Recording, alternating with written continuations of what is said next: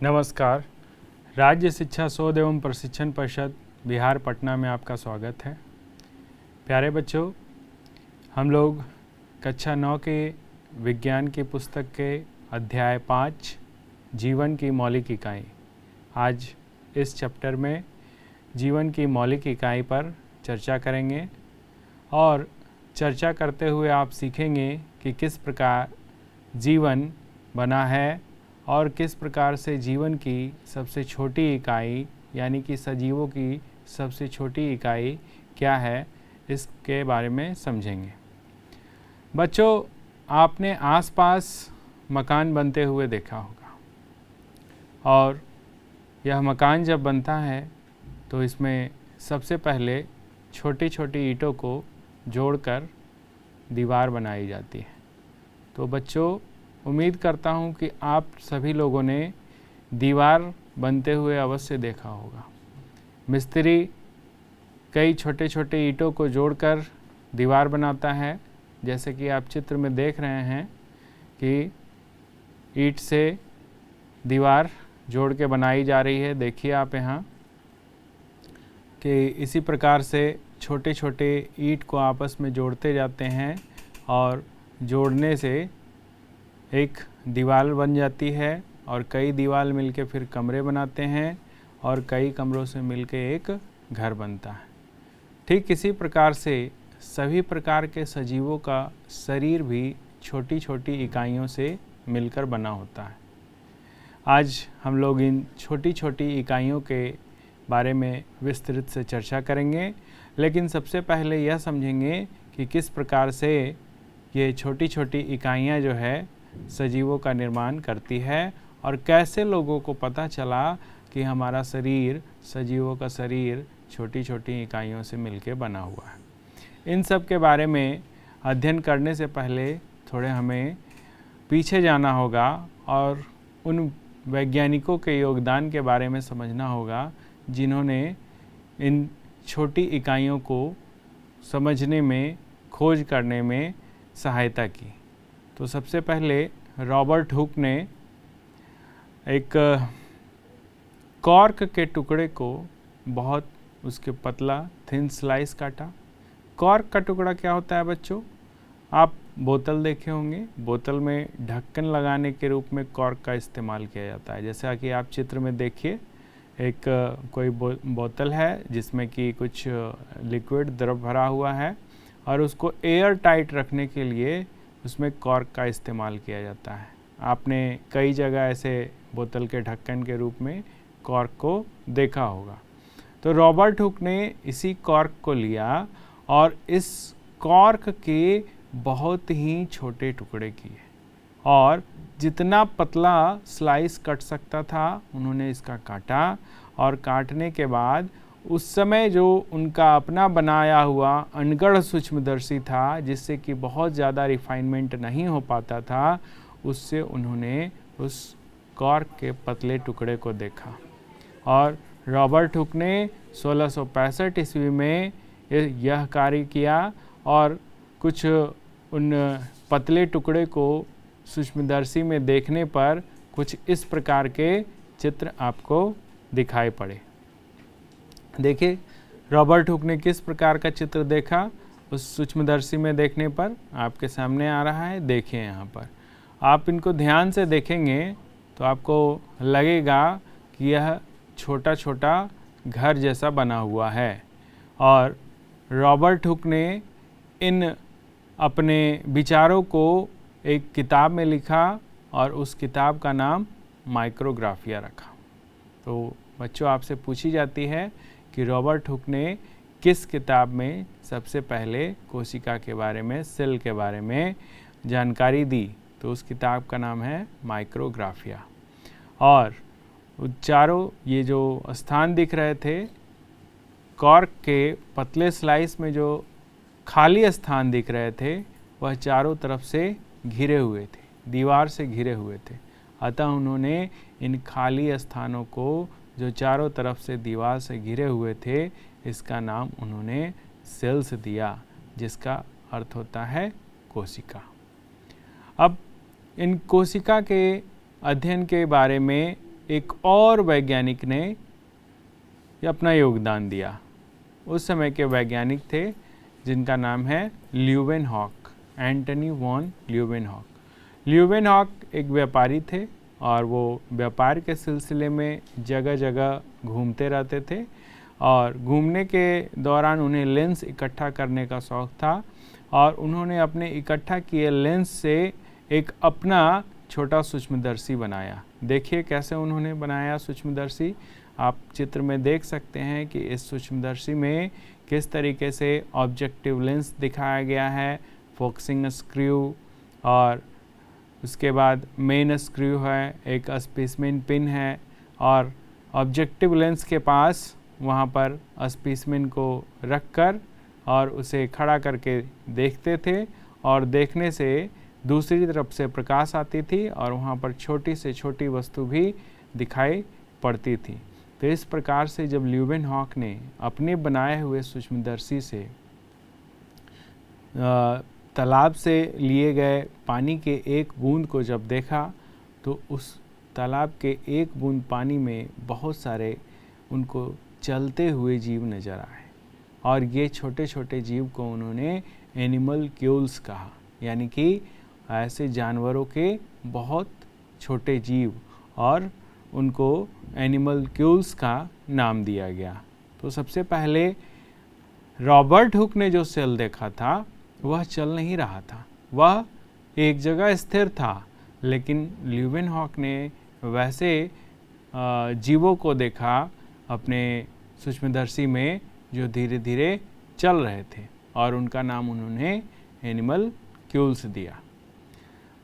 Antony von Leeuwenhoek अपने उस सूक्ष्मदर्शी के सहायता से बहुत सारे छोटे छोटे जीवों जैसे बैक्टीरिया और परजीवियों की खोज किए और देखिए कि किस तरीके से उन्होंने आगे अलग उसके बारे में बताया।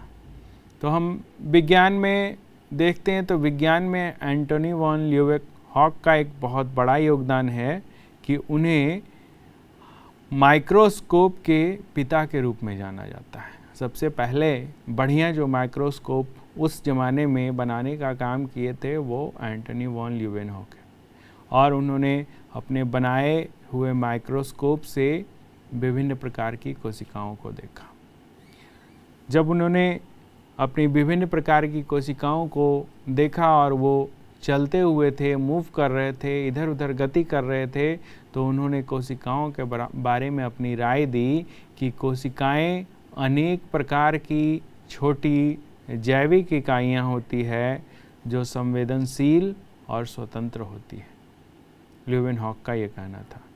उन्होंने कोशिकाओं के अंदर की संरचना को भी विस्तार से अध्ययन किया और उनकी अद्भुत व्यवस्था को पहचाना। उन्होंने अपने माइक्रोस्कोप के माध्यम से अनेक जीवों को देखा, जैसे कि बैक्टीरिया को, परजीवियों को, और जो साधारण आँखों से नहीं दिखाई पड़ते थे उन सारे जीवों को देखा और लोगों को अदृश्य जीवों के बारे में बताया। इससे पहले लोग नहीं समझते थे कि कुछ वैसे भी जीव होते हैं जो हमारी नंगी आँखों से दिखाई नहीं पड़ते हैं, परंतु ल्यूवेनहॉक के आविष्कार ने यह समझने में मदद की कि हमारे आसपास बहुत सारे ऐसे छोटे छोटे जीव हैं जिन्हें हम अपनी नंगी आँखों से नहीं देख पाते हैं, परंतु माइक्रोस्कोप की सूक्ष्मदर्शी के सहायता से देख पाते हैं। समय बीतने के पश्चात और भी सूक्ष्मदर्शी में सुधार होते गए और आज आपके स्कूल में या फिर आप के कॉलेजों में, विश्वविद्यालयों में जो बच्चों को पढ़ने के लिए माइक्रोस्कोप मौजूद है, जिसे कि संयुक्त सूक्ष्मदर्शी कहा जाता है, इस प्रकार से है, जिसका चित्र आप देख पा रहे होंगे। यहाँ पर दो अलग अलग लेंस लगे होते हैं, एक नेत्रिका लेंस है जिससे हम देखते हैं और एक अभिदृश्यक लेंस है जो कि स्पेसिमेन के पास रहता है। और दो तरह के समायोजन हैं, एक प्रारंभिक समायोजन है जिसका नॉब बड़ा दिखाई पड़ रहा है आपको, और एक सूक्ष्म समायोजन है। और इसी प्रकार से सूक्ष्मदर्शी के नीचे एक दर्पण लगा हुआ है जो प्रकाश के परावर्तक का काम करता है और यह प्रकाश को स्पेसिमेन से होकर गुजरने देता है और यह प्रकाश हमारे नेत्रिका लेंस से निकलता है जहाँ पर हमारी आँख रहती है। तो इस प्रकार से स्पेसिमेन से होता हुआ यह प्रकाश हमारे आँख में जाता है और हम छोटे से छोटे स्पेसिमेन को भी, यानी कि छोटे से छोटे जो सूक्ष्म जीव हैं, वहाँ पर छोटा कोशिका रखा हुआ है या फिर और कोई सूक्ष्म वस्तु है, उसको हम देख पाते हैं। 19वीं सदी में जब इस माइक्रोस्कोप की तकनीक में वृद्धि हो गई तो वैज्ञानिकों ने कोशिकाओं को और अधिक विस्तार से अध्ययन किया। रॉबर्ट ब्राउन वैसे पहले वैज्ञानिक हुए जो कोशिका के भीतर कणों की खोज की और उन्होंने इसे गोलीय कण, कोशिका के गोलीय कण जिसे केंद्रक कहा गया, उसकी खोज की और उन्होंने 1831 ईस्वी में इस प्रकार से कोशिका का विस्तृत अध्ययन किया।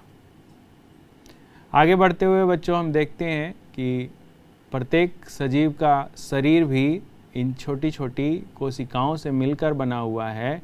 इसको जानने के लिए हम एक प्रयोग देखते हैं।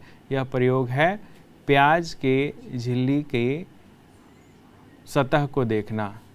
आप बच्चों प्याज जब छीलते हैं तो प्याज के परत के अंदर एक पतली झिल्ली पाई जाती है। इस पतली झिल्ली को जब हम सैफरानीन से रंगते हैं, उसमें सैफरानीन में 30 सेकंड के लिए रख देते हैं और उसके बाद इसे स्लाइड पर रखकर संयुक्त सूक्ष्मदर्शी में देखते हैं तो कुछ हमें इस प्रकार की कोशिका दिखाई पड़ती है। आप बच्चों यहाँ पर देख रहे होंगे कि बहुत सारे छोटे छोटे खाने बने हुए हैं और प्रत्येक खाने में एक गोल संरचना दिखाई पड़ रही है। ये प्रत्येक खाना एक कोशिका को दर्शा रहा है और जो गोल बिंदु जैसा आपको दिखाई पड़ रहा है, यह उस कोशिका का केंद्रक है। तो ध्यान से देखिए इस स्लाइड को। जब आप प्याज की पतली परत की झिल्ली को देखेंगे तो आपको बहुत सारी कोशिकाएं दिखाई पड़ेगी। बच्चों, यह एक्सपेरिमेंट बहुत आसान है। आप अपने विज्ञान शिक्षक की सहायता से इसे अपने विद्यालय में भी कर सकते हैं। कुछ इसमें बहुत ज़्यादा दिक्कत नहीं है, बहुत परेशानी नहीं है। प्याज लाना है, उसकी झिल्ली को निकाल कर उसमें सैफरानीन से उसे कलर करके और स्लाइड पर रखकर सूक्ष्मदर्शी की सहायता से देखना है। तो इस प्रकार से यह पता चला वैज्ञानिकों को, यह पता चला कि यह छोटे छोटे जो संरचना है, इन्हीं संरचनाओं से मिलकर सजीवों को शरीर बना हुआ है। अब इन संरचनाओं को ज़रा और विस्तृत अध्ययन करते हैं तो देखिए कि प्याज की झिल्ली की एक कोशिका का जब हम अध्ययन करते हैं तो यह देखते हैं कि एक कोशिका चारों तरफ से एक दीवार से घिरी हुई है, जिसको कि सेल वॉल या कोशिका भित्ति कहते हैं। और उस कोशिका भित्ति के अंदर एक पतली झिल्ली रहती है जिसे सेल मेम्ब्रेन या कोशिका झिल्ली कहते हैं। इस कोशिका झिल्ली के अंदर कुछ द्रव्य पदार्थ भरा रहता है जिसका नाम साइटोप्लाज्म है और बीच में आप या फिर उस कोशिका के अंदर आप एक गोलीय कण के रूप में देखते हैं जिसे न्यूक्लियस कहा जाता है और कोशिका का अधिकांश भाग खाली भी होता है जिसे वैक्यूल कहा जाता है। तो जब आप इस कोशिका को और भी विस्तृत रूप से देखेंगे तब आपको कोशिका के अंदर की संरचना पता चलेगी। अभी आप बच्चों अपने स्कूल में प्याज की झिल्ली में कोशिका देख सकते हैं, परंतु उस साधारण सूक्ष्मदर्शी से कोशिका के अंदर की संरचना के बारे में आपको जानकारी नहीं मिलेगी। आइए आगे बढ़ते हुए और कोशिका के बारे में कुछ नई बातों की जानकारी हम लोग लेते हैं और कोशिका की परिभाषा क्या होगी इस पर चर्चा करते हैं। ये कोशिका एक जैविक इकाई होती है जो सभी जीवों की बुनियादी संरचना है, अर्थात जितने भी सजीव हैं उन सभी सजीवों का शरीर छोटे छोटे इकाइयों से मिलकर बना हुआ है और इन छोटे इकाइयों को कोशिका कहा जाता है। यही कोशिकाएं संगठित होकर सभी प्रकार के जीवों का निर्माण करती है। यह सभी जीवों की सबसे छोटी वास्तविक इकाई होती है जो स्वयं के लिए जीवित रह सकती है, जीवन के कार्यों को संचालित करती है और साथ ही साथ नई कोशिकाओं को भी उत्पन्न कर सकती है। अर्थात बच्चों, कोशिका स्वयं अपने लिए भी काम कर रही है जीवित रहने के लिए, और उन कोशिकाओं से मिलकर जो सजीव बने हैं उनके जीवित रहने के लिए भी काम कर रही है। साथ ही साथ यह कोशिका जीवन के कार्यों को संचालित कर रही है। जीवन के कार्यों जैसे साधारण कार्य, जो पाचन हो गया, श्वसन हो गया, परिसंचरण हो गया, इन सब कार्यों को भी कर रही है और साथ साथ नई कोशिकाओं को भी उत्पन्न कर रही है। इस प्रकार से देखते हैं कि कोशिका जीवों की सबसे छोटी संरचनात्मक एवं कार्यात्मक इकाई के रूप में कार्य कर रही है। ये कोशिकाएं आगे संगठित होकर सजीवों का निर्माण कर रही हैं, परंतु कुछ जीव जो हैं सिर्फ एक ही कोशिका से बने हुए हैं, अर्थात एक कोशिका ही उनका सारा कार्य कर रही है। जैसे अमीबा का हम उदाहरण लेते हैं तो अमीबा, क्लेमाइडोमोनास, पैरामीशियम, बैक्टीरिया, ये सारे ऐसे जीव हैं जिनमें सिर्फ एक कोशिका पाई जाती है, यानी कि एक कोशिका स्वयं में ही एक संपूर्ण जीव की तरह कार्य कर रही है। और वैसे जीव जिनका पूरा शरीर एक कोशिका से ही मिलकर बना होता है उन्हें हम एक कोशिक जीव कहते हैं। तो बच्चों, एक कोशिकीय जीव के उदाहरण आप दे सकते हैं। एक कोशिकीय जीव के उदाहरण हो गए अमीबा, क्लेमाइडोमोनास, पैरामीशियम, बैक्टीरिया इत्यादि। इसके अतिरिक्त बहुत सारे जीवों में एक से अधिक कोशिका पाई जाती है और एक से अधिक कोशिकाएं समाहित होकर विभिन्न कार्यों को संपन्न करते हुए विभिन्न अंगों का निर्माण करती है। और ऐसे कुछ उदाहरण हैं फंजाई, जिसे हम कवक कहते हैं, पादप यानी कि पेड़ पौधे, और जंतु, ये सब बहुकोशिकीय जीवों के उदाहरण हैं। तो आप देखें कि अगर जीव एक कोशिका से मिलकर बना हुआ है, एक कोशिका का ही है, एक कोशिका ही सारा काम कर रही है, तो वैसे जीव एक कोशिकीय जीव हो गए।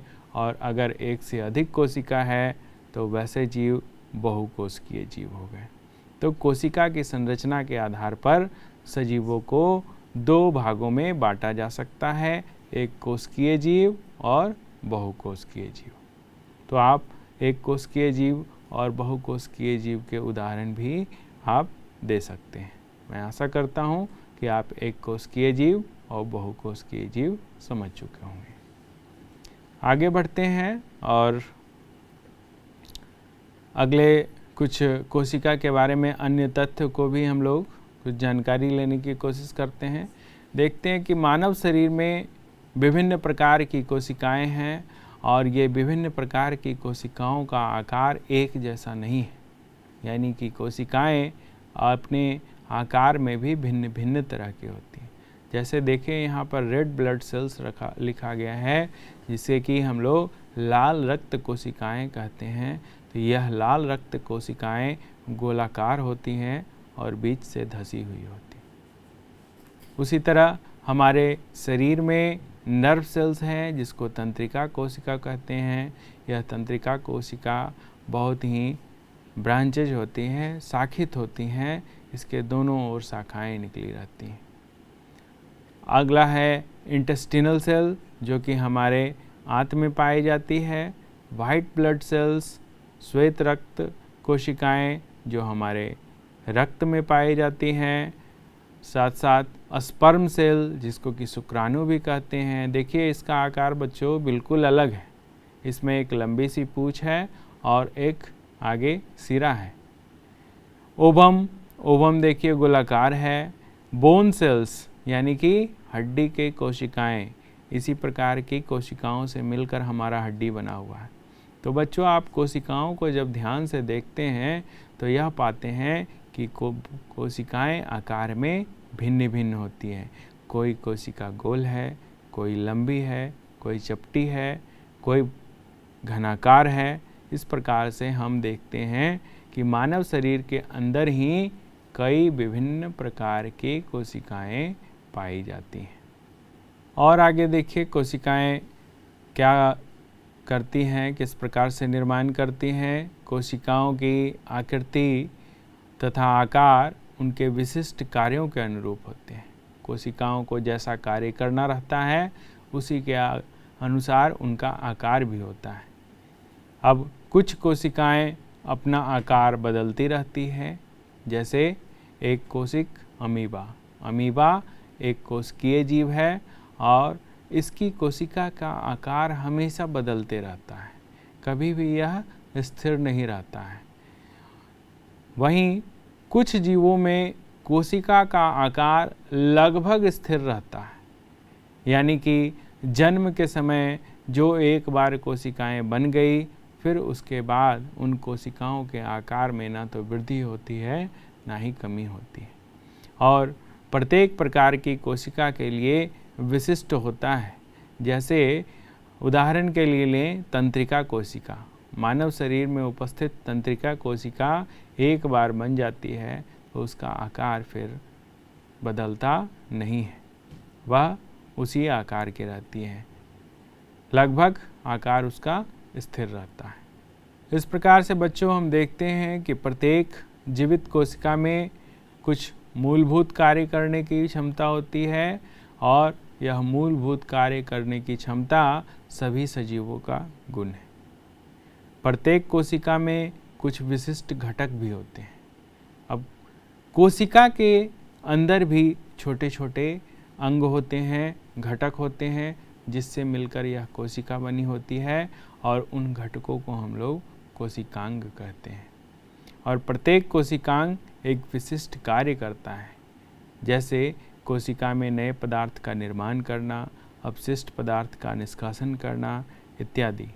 जिस प्रकार से एक बहुकोशिकीय जीव में कार्यों का बंटवारा होता है, अलग अलग अंग अलग अलग कार्य करते हैं, उसी प्रकार से कोशिका के अंदर भी बहुत सारे छोटे छोटे विशिष्ट घटक पाए जाते हैं जिन्हें कोशिकांग हम कहते हैं।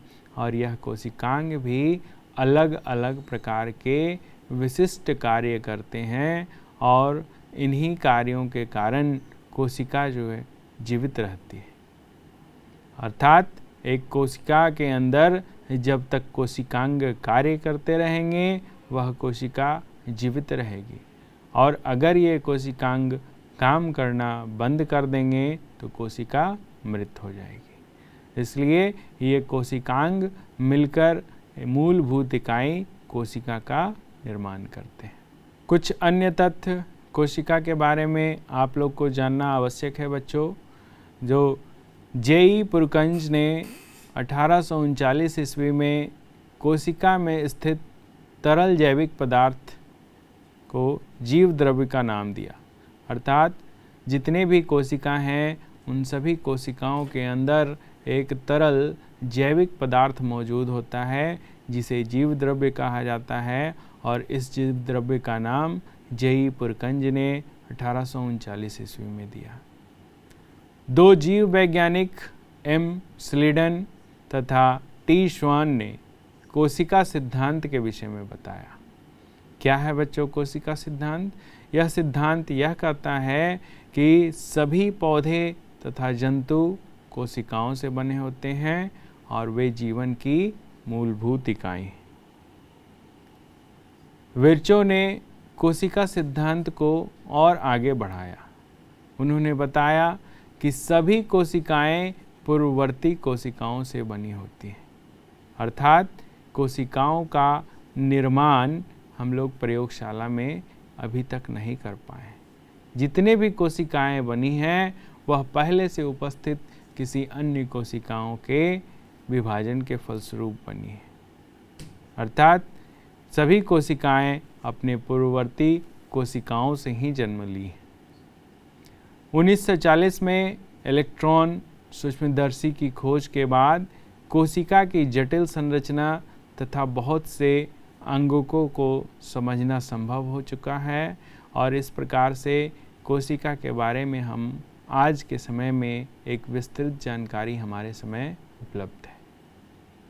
तो बच्चों, आगे के क्लास में हम लोग कोशिका के विभिन्न अंगकों और कोशिका की संरचना के विषय में विस्तृत अध्ययन करेंगे। आज इस पाठ में यहीं तक समाप्त करते हैं इसे। उम्मीद करते हैं कि आप लोग कोशिका की जानकारी प्राप्त किए और कोशिका के विषय में जो भी बातें बताई गई हैं उन्हें ध्यान से आप समझिए और पढ़िए। और जब भी कोशिका के बारे में आपसे कोई प्रश्न करता है तो आप ये ज़रूर बताएं कि सजीवों की शरीर की मौलिक इकाई कोशिका है और यह संरचनात्मक इकाई भी है और कार्यात्मक इकाई भी है। अर्थात यह संरचना तो कर ही रही है, साथ साथ अकेले कार्य भी कर रही है। अगर ये कोशिकाएं कार्य करना बंद कर दें तो सजीव शरीर जो है वह मृत हो जाएगा। इस प्रकार से कोशिका सजीवों की मौलिक इकाई है, या फिर हम कह सकते हैं जीवन की मौलिक इकाई कोशिका है। तो आज के लिए इतना ही। धन्यवाद।